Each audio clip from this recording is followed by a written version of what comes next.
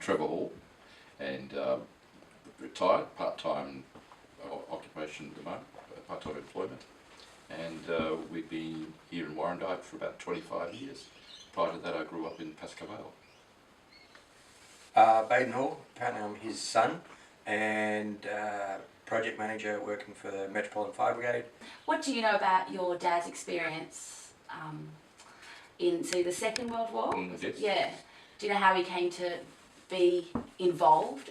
He was not in regular army. He was employed with the Brunswick City Council at the time when the war broke out, and from what I've read only recently, he, like a lot of others, was involved in what they call the Citizens Military Forces. They were still here working and used to meet at the Mechanics Institute and places like that, and they would be trained either for home defence or eventually to be involved in the war full time. So he was 21 at that time, had just married my mum, and then of course as the war progressed, then it was, I can't remember the exact dates, but he then enlisted along with a lot of other people from the Brunswick area, which is where they were living, as well as people from Shepparton. So he enlisted and was in the 58th, 59th Battalion, Australian Infantry Battalion. Did some training initially and then went off to New Guinea. He did 2 stints in New Guinea. And Bates, how much did you know about like your granddad's story and you know, his service in New Guinea and that kind of thing? Not a great deal. I've known bits, pick up bits throughout the years, talking with Dad, but not a huge amount. I didn't know there was a book written on his battalion. So yeah, so I got that copy of that the other day, so getting to that and have a read of that. But not an enormous amount. More at school you partake in studies and all and get an overview of it, but never to the point of going into those depths of his personal accounts and so on.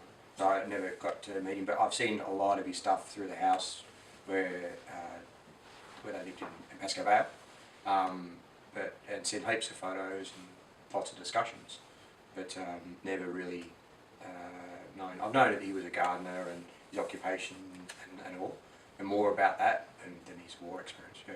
You mentioned that he just recently married and then he went off. So did either of you ever hear of what your mum and grandma was, how she coped with having him away? And the bit that I know is that she spent the time living with her parents,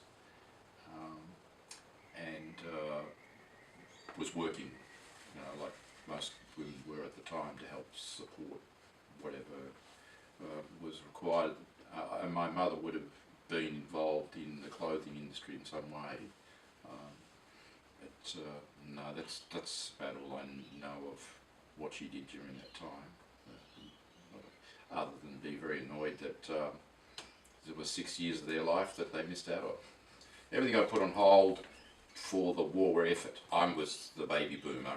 My dad arrived back in Australia around Christmas and I was born in October, so you figure all that out. And growing up then, did you kind of have much contact with other children of veterans? Was it a common thing to kind of go to school and have, you know, 3 or 4 classmates whose dad was also, you know, in the military during the Second World War, or was it?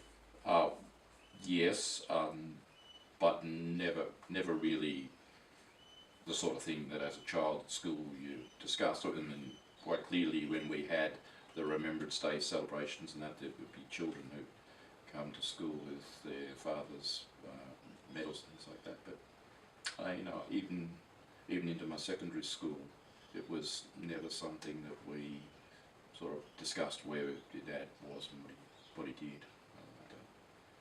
Why do you think that was? I don't know. It was in many ways it was because we didn't know a lot. No, it's a very familiar theme that they came home and never talked. And if there's been any details at all, other than where he went, you know, a la New Guinea and Bougainville,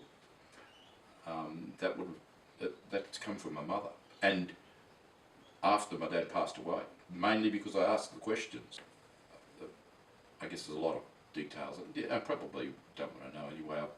I see footage of things, and now, particularly live footage of the actual events, and you can understand why they wanted to blot it out of their mind. How do you mark or not mark your connection to, you know, your dad's and granddad's experience? Is there? Sure. Oh, for me, I did go with my dad to the Anzac Day marches as a youngster. We would march then, and I have only just recently been to the D-Day landing beaches. A couple of years ago we were in France, and that was one of the things we did while we were there. And in about 4 or 5 weeks' time we'll be at Gallipoli. So, you know, that's not. It's just that we're travelling, and while you are in those parts of the world, it's important for me to go and have a look at these places and see the distinct difference between the actual photographs, of course, and what the country and the sites are like now.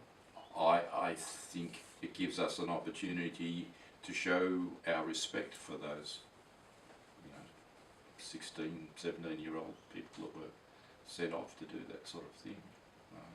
I think in lots of ways that they were sent into places where the British forces, if we're talking about Gallipoli, really, you know, they should have sent fully trained people in to do that sort of thing. That impact of the political nature of that sort of part of the First World War maybe had some influence on my objection to the Vietnam War, and my involvement with a group of people that were, you know, protesting about it all. A few friends there, same situation, somewhere within their family they've served. On the Remembrance Days, we get up and go for a ride that morning, and always make a connection with a Remembrance Day celebration somewhere, if it's when they're marching by or something like that. I don't feel that, one, I've obviously not served, but I don't believe that I would be representing for the right reasons. I completely understand why people do march, but I don't believe I was connected enough to properly represent what our family has given to it. But now, you know, every 2 months or something like that, we'll go past the memorial. And I feel in a way, doing that and seeing and being part of little things here and there throughout the year is better than just going on that one occasion and saying, okay, oh, that's ticked off this year. It's just, I believe it's a greater mark of respect in that you understand what you've got now and, you know, the next day and so on. So, what is the difference, do you think, between celebrating war and commemorating it? Yeah, I think that they both happen in my head at the same time. I think that it's very easy to find yourself commemorating war when you go to the cemeteries and you see the lists of names. You go to the War Memorial in Canberra, and for me, those sorts of things and Anzac Day and Remembrance Day are really just very strong tokens for our way of actually remembering those and the contribution that they made, and that the celebratory side of things that I guess really annoys me is things that are made around movies and stories that are really there to kind of sensationalise things. People could view even the RSL as kind of a celebratory group or group of people, but really they're there from a remembrance perspective, and I guess that's the thing that people need to keep in mind that that's why those places were put together. So I remember seeing the news and thinking, wow, I wonder what their family must be thinking and feeling obviously, terrible. But what was it like for you to see that and know the person and know the family? The way it was presented in the media was interesting, to say the least. So yeah, it was one of the earlier ones. So yeah, and it was all about. To me, it felt like the media was circling like a vulture at the start of the war, just waiting for that first body to drop, and every day was much the same media presentation to it. And it was like when the first one happened, it was like they were in on it, and then okay, we'll give X amount of time to this death, and then the next one was a little bit shorter, and the next one was a little bit shorter, and so on, so on, so on. And recently, I think 2 weeks ago, there was another person who died over there, and it was a article at the back of the paper, or at the back of the news presentation, that that person shouldn't have any more or less time than anybody else. But it's just like, well, because you've been at the war for so long, it's just an issue down the side, under the footy, that kind of stuff, and that's a bit shit, I reckon. And the time when that was on the news, there's also about America and England and so on, and all their deceased, and it was presented in the media kind of like a medal count in the Olympics, who's the highest and that kind of stuff, and that was, I felt a little wrong in that. I get why they do it, and they're not promoting, but they're discussing the facts or presenting the facts, is probably the best way to do it, to say. But it's different when you know that person. It's just like, it's not a number or a list. It's that dude. Going back to a lot of the stuff you see, as Dad was referring to before, with walls with just endless list of name on it, and then you go see those walls and so on.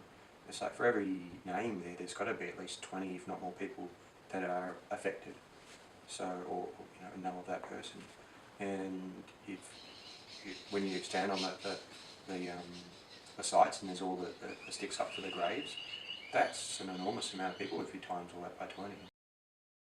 How and when do you find yourself reflecting on your friend? It's always when I'm out enjoying myself and partaking in my own personal time. So that could be on the weekend at the back of the bush on a dirt bike with some friends or whatever. Ironically, the other day, just in traffic, just sitting there, just watching everything go by, it's like, well, if something been different throughout that war process, would this have been the same? So, yeah. Well, my name is Geeta Ginger, and now I'm retired. I'm a grandmother. I was a teacher, a science teacher. My grandchildren are only 6 and 4 and 7 months, so they're too young to really know anything. But my children, well, they know that their grandparents had gone through the Holocaust. My parents never really put it onto me. They never burdened me with it. I cannot remember my parents telling me their experiences. But it was just subtly, when they met with their friends, I think I must have just heard the stories all around. I just heard what they were saying, I was listening. Because, I can't remember my father or mother actually telling me, maybe little smidgens of things, but not any in depth. So it was always there in my background. They both individually, they didn't know each other, fled to Russia. My father lost his entire family because they didn't go with him. He was a young boy, I think 20, 21, and he was told by a German soldier who'd come to his town that if you're Jewish you should flee. His family, none of them survived because they were all put into death camps. My mother left with a couple of her brothers and her mother, whereas my father was on his own. You were fleeing, you were leaving your home, you were starving because, you were going to an unknown place, and you were a Jew who, Jews weren't loved anywhere. They did meet in somewhere further in Russia somewhere, I'm not exactly sure where. My eldest brother was born there, but they had a baby born in 1942 who ended up dying of pneumonia. I do remember my dad saying that I built a little box, put the baby in and buried it just in the back garden. So I thought, oh my God. So that I do remember him telling me. There was a period of my life, because growing up as the next generation of a survivor, probably in my teens to my early 20s, where I didn't want to know any more about it. Maybe I wanted to assimilate with everybody else. I didn't want to be different anymore. I actually, at about, my teens, maybe 14 or 15, I actually changed my name when not officially, but when I spoke to people, I introduced myself as Rita instead of Geeta, because Geeta is unusual and where's it from? And Rita is just it's more Aussie sort of sounding. So I did do that when I was, early days of meeting boys or friends. Well, I just tried to fit in with the rest of the... As I grew up, I remember little things about going to school with my sandwiches, the Vulvish, the salami type, smelly garlic, embarrassed with the rye bread, because everybody in those days, in the 50s when I grew up, had white bread, and I dreamed of eating white bread. And in fact, once a week my mother allowed me to have a lunch order, and it was the Vegemite sandwich, because Vegemite wasn't kosher in those days, and I did come from a kosher home, because my parents were very thingy about me eating, and I think I was coming home probably with an uneaten lunch every day. And that was one of the things that people who came out of the Holocaust, food you must eat, push on us, food. So when I was bringing home my uneaten lunches, I think the way she felt, even if I had a non-kosher, and I do recall we were living on the other side of town. We'd come across to some friends of my parents on this side of town, and it was around lunchtime, and they were offering sandwiches, and there was ham. And I looked at it, and I didn't actually quite know, but I just had a feeling I shouldn't be eating that. And my mother said no. They didn't eat it, but they said, no, you've got to eat. If that's what's being on offer, you must eat. The very thing I remember, and I absolutely loathed and hated, was I was kept like I wasn't allowed to go. There was a year 8 school camp, geography camp, one night stay over, going to Yallourn and Morwell. I wasn't allowed to go because it was a sleep out at a camp. I was really restricted on what I was allowed to do. I never could speak to my parents. There was wasn't touchy-feely with my parents, and it was you never talked about your emotions. Whereas with my own children, I think we've managed, if we've had an argument, we've eventually managed, we talk to each other about it. We might be upset and in tears or whatever, but we've got it out, Well, I'm very thingy about celebrating every birthday and getting together with your family, and I've got my brothers and they've got their family now, so we've expanded a little bit. My father was not a Zionist, so he didn't want to go to Israel, because Jews had the option. Israel, it was Canada, America, Australia. And I know he has said the same thing that many survivors have said, and this he had said to me, and I remember, that I wanted to get as far away from Europe and as far away from the people that did this to me and hated me. I just wanted to get as far away. I actually lived in this country with my mum and dad, my 2 older brothers and myself. And the 4 of them came from, my brother just being born after the war, somewhere in Russia, actually Kazakhstan if I recall. Then my other brother being born in 47 in a DP camp, displaced persons camp in Germany, run by the Americans. And then they waited there until they got their papers to come to Australia, and I was born a month after they arrived. The Germans took a photograph of my grandparents and my uncle, and one of my uncle on his own, and on the back of the one of my uncle on his own, it had the place he was at. So they took an old sugar factory, it became a ghetto, shoved 7,000 Jewish people into this ghetto. It had 2 toilets. It was horrific. In fact, the Germans used that as a propaganda movie that they sent back to their you had newsreels before you went to the pictures in those days, showing how the Jews lived as filth and squalor. And on the back of that photo is written, "To my dearest brother, so one day you will remember to speak." War is just destroys families, breaks people apart. Why have them? I can't really prevent what's happening in those faraway countries, but I can try here in my own country to teach the next generation of young students who come to us to try and see as everybody's equal and treat everybody equal in this country. Yeah. William Cooper was an Aboriginal activist. So you have to keep in mind that this is 1938 and William Cooper is living in Melbourne, Australia. Someone who has not got rights to vote as a citizen in his own country. Yeah, and this is something that didn't happen until 1967, which is 30 years after the events that we're talking about. And yet he felt sufficiently moved, concerned,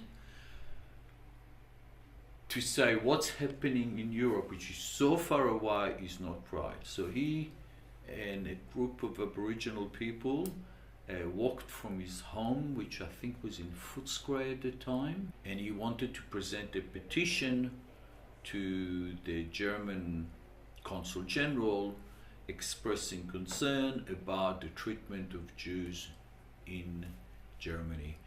In Germany, that the people went out into the streets and burned down synagogues and broke into Jewish shops and beat up as many Jews as they could, and they claimed that it was just the people's reaction to the Jews who they didn't like it living with them. Needless to say, the Consul General didn't open the door and they didn't even see him. But it struck obviously a chord within the Jewish community in particular, that someone who was himself so oppressed in that period of time felt sufficiently moved to make that particular gesture, in support of Jews.